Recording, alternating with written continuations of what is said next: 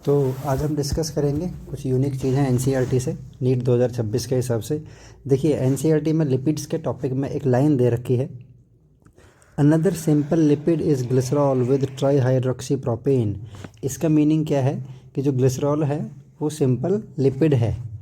तो ये लाइन बेटा आपको ध्यान रखनी है, क्योंकि जब आप लॉजिकली इसका आंसर देने की कोशिश करेंगे ना नीट में, अगर आपसे पूछा जाए तो ऐसा हो सकता है कि आप इसको अल्कोहल कंसीडर करें। तो ध्यान रखना है, ये एनसीईआरटी के अकॉर्डिंग अल्कोहल नहीं है, इसको क्या बोला है, सिंपल लिपिड बोला है। ग्लिसरॉल क्या है, सिंपल लिपिड है।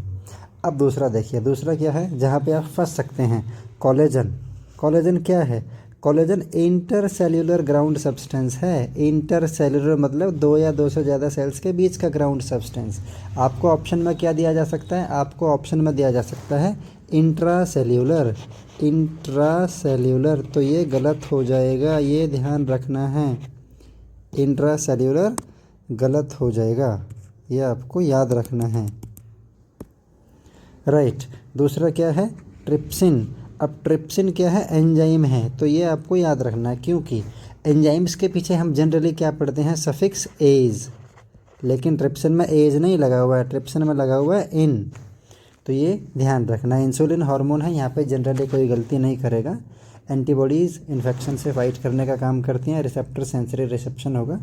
एक और आपको क्या ध्यान रखना है, ग्लूट4। ग्लूट4 क्या है, ये ग्लूकोज के ट्रांसपोर्ट को कराएगा इनटू द सेल, ये ध्यान रखना है, इनटू द सेल। अगर आपसे ऑप्शन में लिख देगा एग्जामिनर आउटसाइड द सेल,